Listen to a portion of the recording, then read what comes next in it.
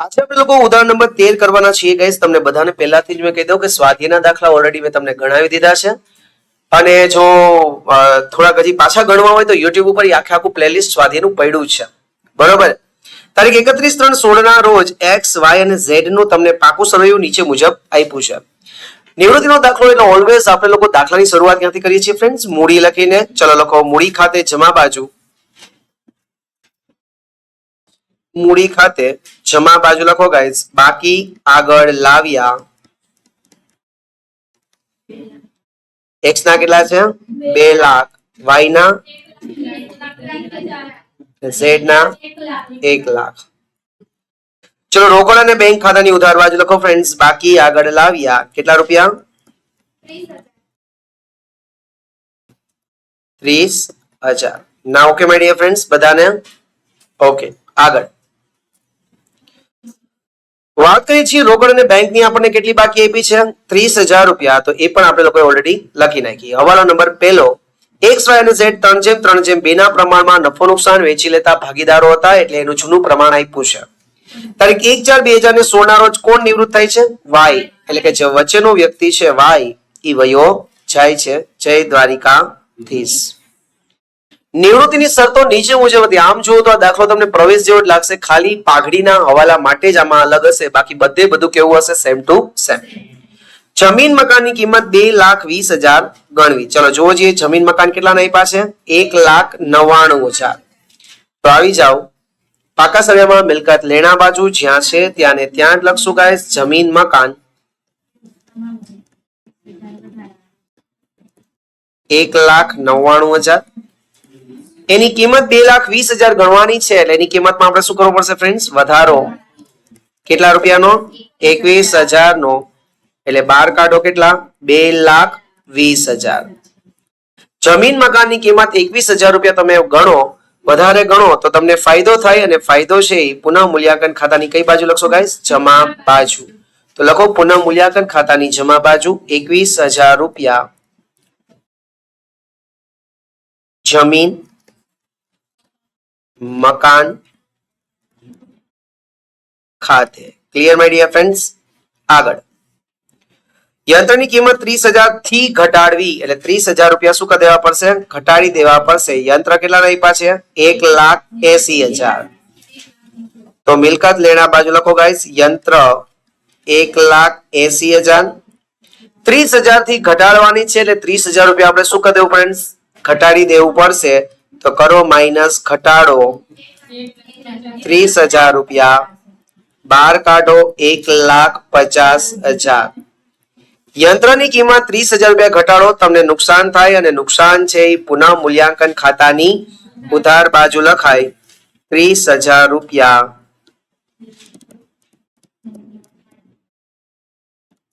યંત્રો ખાતે. આગળ દેવાદારો પર 10% ઘાલખાદ અનામત રાખવી. ચલો દેવાદારો કેટલાના આપ્યા છે ગાઈસ? 70,000 ના. એટલે મિલકત લેણા બાજુ લખજો. દેવાદારો 70,000 માઇનસ ઘાલખાદ અનામત 10% કરો એટલે કેટલી થાય? 7,000. 12 કાઢો કેટલા ફ્રેન્ડ્સ? 63,000. આપણે ઘાલખાદ અનામત રાખવાની છે 7,000 રૂપિયા. એ લોકોએ ઓલરેડી રાખીને કેટલી આપી છે? 5,000. તો 2,000 રૂપિયા આપણે વધારે રાખવાના થયા. એટલે 2,000 નો આપણે શું થશે ગાઈસ? નુકસાન. અને નુકસાન છે એ પુનઃ મૂલ્યાંકન ખાતાની ઉધાર બાજુ 2,000 રૂપિયા ઘાલખાદ અનામત ખાતે. સમજાણું બધાને ફ્રેન્ડ્સ? આગળ કામદાર વળતર પેટે 15,000 નો દાવો મંજૂર કરો. મેં શીખવાડ્યું છે કે જે તમને દાવો મંજૂર કરવાનો કે એ ચૂકવવા બાકી દાવો કહેવાય અને એ ધંધાનું દેવું કહેવાય. એટલે પહેલી અસર ક્યાં દઈ દેવાની? પાકા સરવૈયામાં મૂડી દેવા બાજુ ચૂકવવા બાકી કામદાર વળતર દાવો. કેટલા રૂપિયા છે ફ્રેન્ડ્સ? 15,000. ચલો તમારે 15,000 રૂપિયા ચૂકવવાના છે. તો જોવો જોઈએ તમે આના માટે કોઈ અનામત રાખી હતી? હા. કેટલી? 10,000. તમે અનામતમાં રૂપિયા રાખ્યા હતા 10,000, પણ તમારે ચૂકવવાના કેટલા છે 15,000, તો 5,000 હજી વધુ ચૂકવવા પડશે.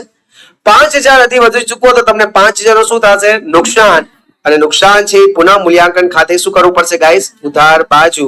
તો લખો પુનઃ મૂલ્યાંકન ખાતાની ઉધાર બાજુ 5,000 રૂપિયા કામદાર વળતર દાવા ખાતે.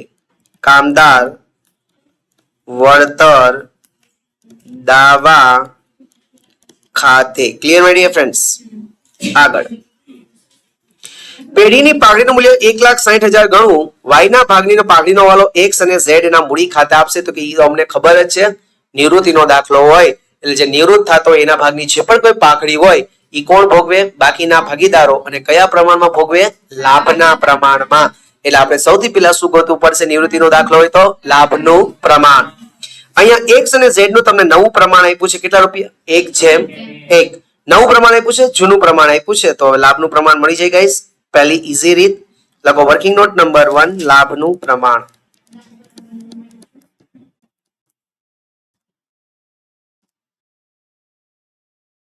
મારા તાલથી બંધ થઈ ગયા મુન્ની કોકો વાર એવું કરી નાખે છે. વર્કિંગ નોટ નંબર 1 તમે લખો વર્કિંગ નોટ નંબર 1 લાભનું પ્રમાણ. વર્કિંગ નોટ નંબર 1 લાભનું પ્રમાણ. એક્સ વાય ઝેડ એનો તમને જૂનું પ્રમાણ ઓલરેડી આપ્યું છે. કેટલું હતું જોઈએ 3:3:2 એટલે કે 3:3:2.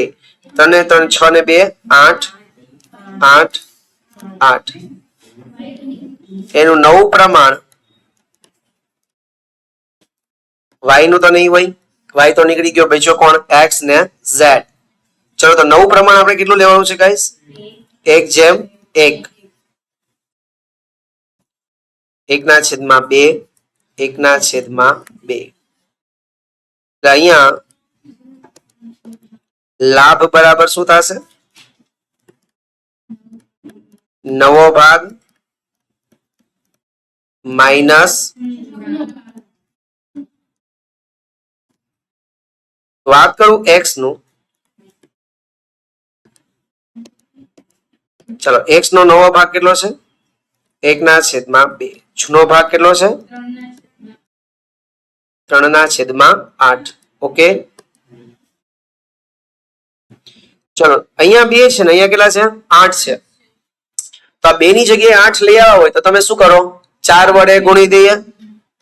તો અહીંયા કરીએ 4 અને અહીંયા પણ કરીએ 4. 4 × 4 4 2 8 માઇનસ 3/8 બરાબર 1/8. શું થયું કહેવાય આને એવરીવન ક્લિયર. એના પછી આવે છે y. ચલો y નો નવો ભાગ કેટલો છે 1/2 માઇનસ 2/8. z નું કરતો હતો z નામ ભૂલાઈ ગયું. તો આના છેદમાં 8 કરવો હોય તો ઉપર નીચે કેનાથી ગુણવા પડશે ગાઈસ 4 4 વડે 4 × 4 4 2 8 2/8 2/8 બરાબર શું મળ્યું આપણને લાભ. તેથી લાભનું પ્રમાણ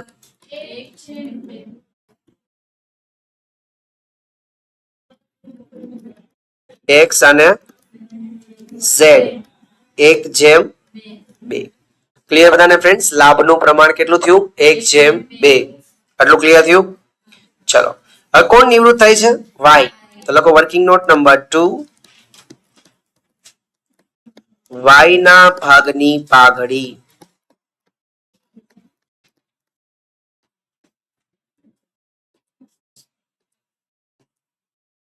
ચલો કુલ પાઘડીનું મૂલ્ય કેટલું નક્કી થયું છે ગાઈસ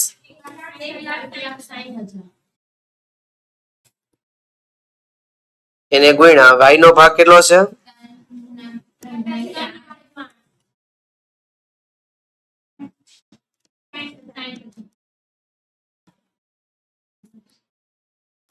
ચલો y નિવૃત્ત થયો ને તો y ના મૂડી ખાતે શું કરી દેવાનું જમા. જે જાતો હોય એને શું કરી દેવાનો જમા કરી દેવાનો. y ના મૂડી ખાતે જમા કેટલા 60,000 લખ્યું. અને x અને z ના મૂડી ખાતે શું કરી દેવાનું ઉધાર. x ના મૂડી ખાતે ઉધાર ઝેડ ના મૂડી ખાતે ઉધાર કૌંસમાં લખજો લાભનું પ્રમાણ કેટલું છે 1/2 એટલે કેટલા આવશે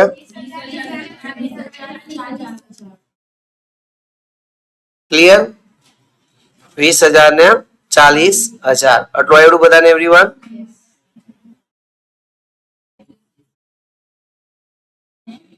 ચલો હવે આની આપણે આમ નોંધ કરીએ ગાઈસ x અને z ના મૂડી ખાતે ઉધાર કરીએ 20,000 ને 40,000 એટલે x ના મૂડી ખાતે ઉધાર 20,000 કઈરા z ના મૂડી ખાતે ઉધાર 40,000 કઈરા ઉધાર હોય તો સામે એના ખાતાનું નામ લખાય તો સામે કયું ખાતું હતું y ના એટલે y ના મૂડી ખાતે આટલું થયું આ જ રૂપિયા આપણે y ના મૂડી ખાતે શું કરી દેવાના જમા કઈ રીતના તો કે 20,000 ને 40,000 20,000 ની સામે કોના લખવાના હતા ઈ x ના મૂડી ખાતે અને 40,000 ની સામે કોના લખવાના હતા જય શ્રી રામ ક્લિયર બધાને એવરીવન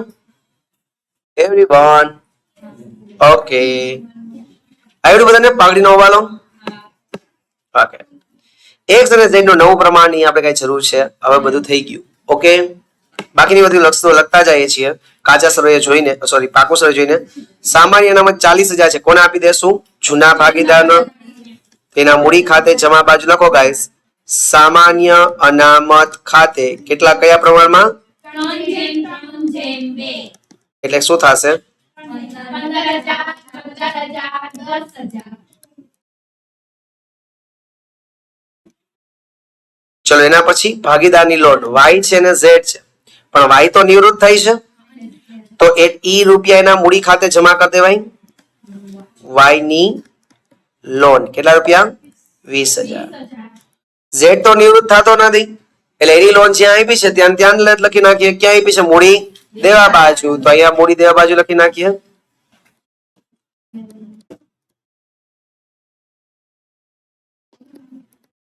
z ની લોન કેટલી છે 30,000 સોરી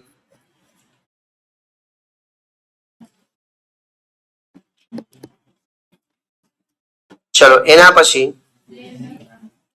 આગળ લેણદારો છે 80,000 તો લેણદારો ક્યાં લખાય મૂડી દેવા બાજુ થયું એના પછી કામદાર વળતર નામ તો પતી ગયું ચાલો એના પછી પાઘડી છે 40,000 પાઘડી ક્યાં લખાય જૂની પાઘડી છે એટલે જૂના ભાગીદારના મૂડી ખાતે ઉધાર બાજુ પાઘડી ખાતે 3/3/2 40,000 છે વેચો 15,000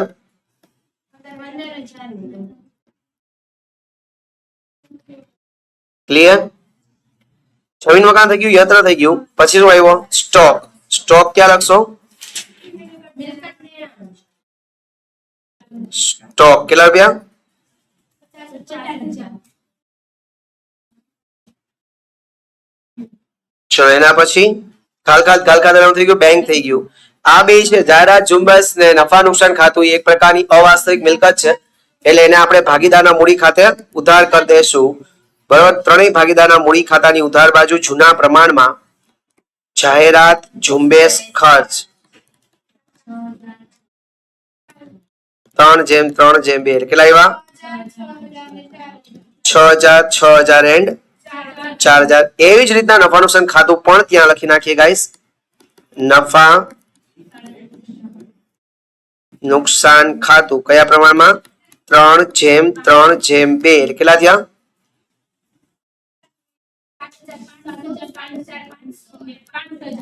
7,500 7,500 એન્ડ 5,000 ચલો થઈ ગયો બધા વાલા કન્ફર્મ બધી વસ્તુ પૂરી થઈ ગઈ ઓકે વેરી નાઇસ ચલો હવે આનો ટોટલ કરીએ કોનો ટોટલ વધારે લાગે છે ઉધારનો વધારે છે ઉધારનો 37,000 37,000 તો એ ટોટલ આપણે જમા બાજુ લખી નાખીએ ફ્રેન્ડ્સ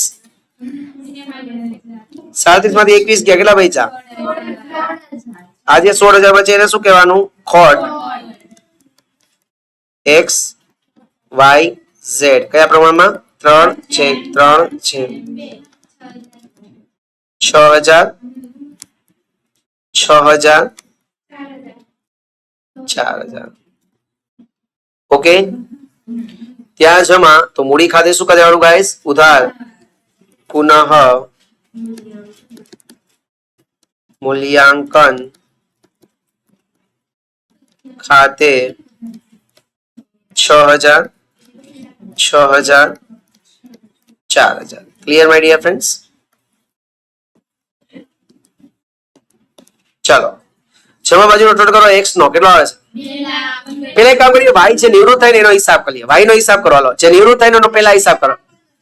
y નો હિસાબ 1 40 60 1 80. ઓકે, 2 15 જ થાય છે. એટલે 2 15 y ના અહીંયા મૂકો. 2 15 માંથી બધું માઇનસ કરો. 1,80,500 y ના ઘટે છે. આ આપણે લખશું y ની લોન ખાતે, કારણ કે ચુકવણી માટે આપણને કઈ કીધું નથી. જો કઈ કે નહીં તો એ આપણે ક્યાં જવા દેવાની? y ની લોન ખાતે. અને y ની લોન છે ક્યાં લખવાની? પાકા શ્રેણીમાં મૂડી દેવા બાજુ. y ની લોન 1,80,500. ક્લિયર બધાને ફ્રેન્ડ્સ? આગળ એના પછી x નું કરો. આ લોકો તો ધંધામાં રહેવાના છે. બાકી આગળ લઈ ગયા કેટલા છે? જમા બાજુનો ટોટલ આનો 1,10,000 1,10,000. એમાંથી બધું માઇનસ કરો. 47,000. અહીંયા શું લખવાનું? બાકી આગળ લઈ ગયા. Clear guys? 1,60,500 ને 47,000. ક્લિયર? લખો મૂડી દેવા બાજુ. મૂડી કોની કોની? x ની કેટલી હતી? 1,05,000 500 અને z ની 47 પૂરા. ઓકે, ચલો હવે રોકડ અને બેંકમાં તો કઈ એન્ટ્રી આવી નહીં, એમને લખી નાખીએ 30,000. અહીંયા ભી 30,000. બાકી આગળ લઈ ગયા કેટલા રૂપિયા ફ્રેન્ડ્સ? 30,000. અને મિલકત લેણા બાજુ લખશું રોકડ અથવા બેંક 30,000. ચલો ટોટલ કરો. 5,00,000 કેટલા આવ્યું friends? Okay, I hope so કે સમજાણું હશે. જય હિન્દ, જય ભારત, જય દ્વારકા.